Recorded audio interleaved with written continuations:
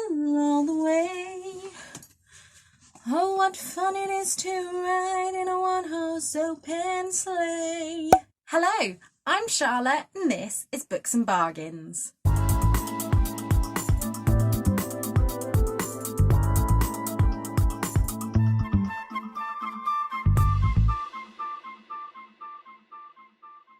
Today I'm coming to you with my November wrap-up, and this will be the last wrap-up in this kind of format. You won't have seen this yet, but on Sunday I'm coming to you with a vlog, and I've decided to start weekly vlogging again. The reason I stopped is because I wasn't doing anything interesting enough to vlog, but after watching some other people on BookTube and the way they structure their vlogs, I thought it would be a good way of me doing it too. So what I'm doing in my vlogs, any book mail that comes will be included in that week's weekly vlog. Anything I get up to, although we are still in lockdown, so that's going to be minimal at the moment. Any books that I finish reading, they will all be included in that weekly vlog. So I hope you like the new format. It will also mean as well, you guys tended to like when I did my vlog style wrap up because you were getting the kind of raw emotion after I finished a book. So that will all be included in there too. So today I'm coming to you with my November wrap-up, as I said, and this month I read 9 physical books, listened to 2 audiobooks and read 3 ebooks courtesy of NetGalley. So I just want to start first with the ebooks because I always tend to forget them because I don't have an actual copy here with me. So the first one of these, I will put the picture here, is All I Want for Christmas, and this I really wanted to love, but I ended up giving it a 3-star because, how do I put this? So this was 3 short stories and they were 3 queer romances. Now, the first story on its own, if that had been fleshed out into a novel, I would have definitely given that 5-star because I loved the characters, but it was all just over too quickly. And then the second 2 stories I was a bit on the fence about, so that's why it came out as a 3-star in the end. The other ebook that I read this month was The Little Christmas Shop on Nutcracker Lane, and this went straight to a 5-star and as my favourite hands down Christmas book that I've read this year. I have gushed about this in other videos which I will leave above, so I just want to quickly say this was a beautiful romance set on Nutcracker Lane, which had a Christmas decoration shop and a Christmas jumper shop. Shout out to my Christmas jumper, which was secondhand a couple of years ago. And yeah, so at the beginning, our main character makes a wish on a magical nutcracker to find a Prince Charming, and then cannot believe it when her Prince Charming comes to life. She's actually convinced that he may be the magical nutcracker come to life. And there's just so many references in here that made me feel all warm and Christmassy, and like I say, top book for this year. If you're only going to buy one Christmas book, make it that one. On to the audiobooks this month. I received from NetGalley an arc of C.J. Scousse's Deadhead, which I'm so excited for. So I wanted to reread Sweet Pea and In Bloom, which I did. So again, I gave Sweet Pea a 5-star, which is what I gave it the first time round.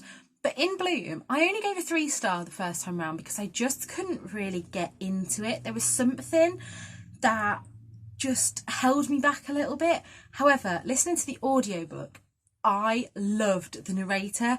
She really made Rhiannon come to life. If you don't know what Sweet Pea's about and In Bloom, basically Rhiannon is your normal everyday girl next door who has a kill list, and the kill lists are probably my favourite bit of the book because it's things that irritate me a lot of the time. Like, she's always talking about Dylan on the checkout who squeezes her bread. But obviously, for me personally, I say, oh, that irritates me, rather than I want to kill him. But yeah, so that is Sweet Pea and In Bloom, which I listened to. So onto the physical books now, and we're going to rate these from bottom all the way up to the top book that I read this month. And unfortunately, the first one that I just didn't get on with and gave a 2-star was The Messengers by Sylvia Hawkesby. This book had really great premise, and I was sent it as part of a blog tour, but it just didn't pay off. At the very beginning of the book, our main character has an accident and he can feel this pain, but he knows that something supernatural's not quite right. And when he's in hospital, he realises that this girl has gone through it too, and the writing in this book wasn't brilliant, and it just didn't keep me gripped enough to enjoy it, and I was really confused at some points as to what was going on, so that one will be leaving my collection. I have no 3 stars when it comes to physical books this month, which is great, so we are now on to 4 stars. And the first one of these is Miracle on Christmas Street by Annie O'Neill. I was kindly sent this from the publishers and I really enjoyed it. There hasn't been many Christmas books this year that I haven't liked. They've mostly been 4 or 5 stars for me, and this was no exception. Our main character in this one, do you know what? I can't remember any of their names. Jess. Jess has moved house after a breakup and finds herself living on Christmas Street. On the first day she arrives, it's the 1st of December, and she meets her new neighbours by getting hit in the face with a snowball. And it turns out that there are 24 houses on the street, and each of them is assigned a day to do a kind of living advent calendar. And the main woman that is behind this, Drea, is a bit overpowering. But throughout the story, we find out that Mr. Winters doesn't get involved in this, and the street see him as this grumpy old man at the end of the street. And we just kind of find out a bit more about each of the characters and why people are how they are, and it has a beautiful, beautiful ending. And yeah, I love this book. I don't know if I'd consider this one a romance, as there is a kind of romantic element to it, but it's more based on the street and neighbourly love and all those kind of things, which I really loved. The next one I buddy read with Victoria, and this was 3 Women by Lisa Taddeo. Now, I really deliberated on what star rating to give this, as this is a non-fiction, but it reads like a literary fiction. It was really, really hard going, and there were a lot of trigger warnings in this one, such as domestic abuse and sexual assault, and it was really hard reading. And then even more so when you went, oh, these are actual real life people that have gone through this. There were 3 women that it followed, and the one woman's story fell a bit flat for me, and I feel bad saying that because it's actually someone's life. But basically this is the story of I'm going to say 3 women again, aren't I? This is the story of our 3 women in this, and it's all about their sexuality. So we have one who had a relationship with a teacher when she was at school, and as she's older she's now bringing him to court, and we talk all through how that goes. We then have a woman who has threesomes with her husband, and her husband always likes to have a 3rd person in the bedroom, and she's kind of deciding whether she enjoys that and whether it was her idea or whether it's just something that she does for her husband. And then the other woman is with a husband who won't touch her. And yeah, this is a really heavy going book. I don't think I was quite in the mental place to be reading it. So both me and Victoria, I mean, we usually fly through books. We're currently reading You Should See Me in a Crown, and we've both said that we just don't want to put it down. We're enjoying it that much. Whereas this one, we usually read about 50 pages a day, but I was having to read one chunk at a time. So like one woman's, it doesn't go in order, it just goes between the 3 women, and I was having to read a chapter from each one and then put it down, digest it and go back. So yeah, that one got a 4 star from me. The next book that I read this month was Starfell, Willow Moss and the Lost Day. Now this I picked up because of these gorgeous sprayed edges. It was a total impulse buy at Waterstones. And this gets a 4 star because at first I wasn't loving this book and I almost DNF'd it at one point. But from about a third of the way in, I really, really got into it.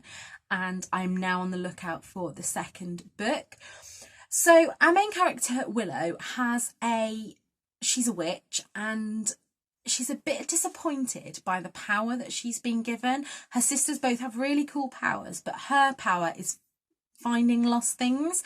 And it isn't until Morgan Vane, who is the most powerful witch in the land, comes to Willow specifically for her help. The story unravels to see why Willow's power is so important. And yeah, we go on an adventure and she meets some great characters along the way, and I can't wait to read the second book.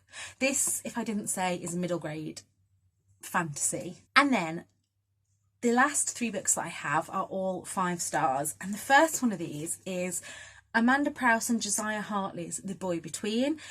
This has had really mixed reviews online, and I do understand some of the criticisms of it. So one of the big criticisms I've seen about this is that Amanda Prowse comes across quite selfish, but actually that is one of the things that I really loved about this, because when her son Josh is struggling, a lot of the time she talks about herself and how she was worried about herself, and I think she's really brave to put that out there, knowing that she'd get the criticism. But I think that a lot of people dealing with mental health would have done the same.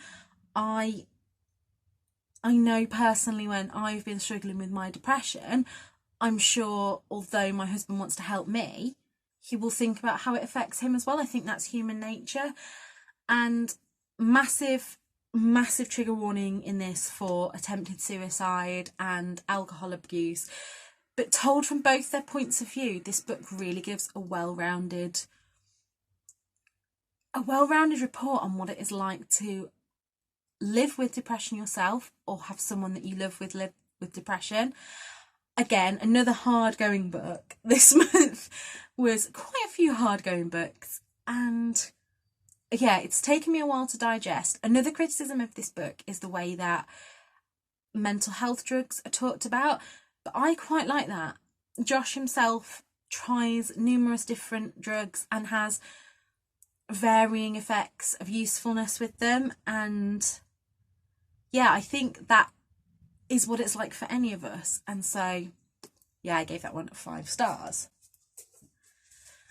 Another non-fiction book I read and would tell anybody to read is It's Not About The Burka. It's edited by Mariam Khan, but this book is all essays from Muslim women, because it says, as it says on the back, when was the last time you heard a Muslim woman speak for herself without a filter? Now, I thought that I didn't have many prejudice about Muslim women, but reading this, it really picks apart the difference between a religion and a culture.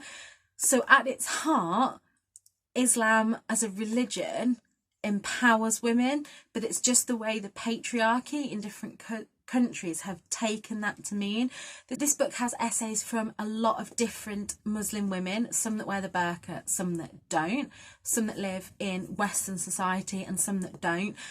And I would really, really recommend that everybody reads this book before you judge and think you know what Islam is, because trust me, you don't. And then the last book that I read, and I think this is my favourite read of November, and that is Daisy on the Outer Line by Ross Sayers. I was sent this as part of a blog tour, and this year I have discovered that I really like books told in our world with a bit of magic, and that's exactly what this is. Daisy starts off the book as quite a selfish teenager in Glasgow, and the book is written as Daisy would talk in like a Glaswegian dialect, which I've got to say, I did find it a little bit hard to read at first, but I kept imagining either Jean from Bookish Thoughts or Leanne from Literary Diversions reading it to me, and either one of those needs to release the audiobook of this. But it was just brilliant. On, I think it's Christmas Eve, in the run up to Christmas anyway, Daisy's stepfather dies, and Daisy doesn't react very well. She never got on with her stepfather, but she didn't really get to know him the way that she should, and she gets drunk and turns up at the wake and makes a bit of a scene. So that night she goes out and gets really drunk, and this book just, yeah, she gets really drunk, falls over, ends up missing the last subway train, when a mysterious woman arrives on the platform and says, oh, you know, there's going to be another train coming shortly. And so she gets on it and she ends up travelling back in time. And I don't really want to tell you any more than that, but there's a lot of talk of therapy in this book, and it really unpicks Daisy as a character. And I just loved it. It's definitely going to go up on my top 10 of this year, although there's a couple of books that I'm reading at the moment that might just pip it in there. But at the moment, this one. Read it.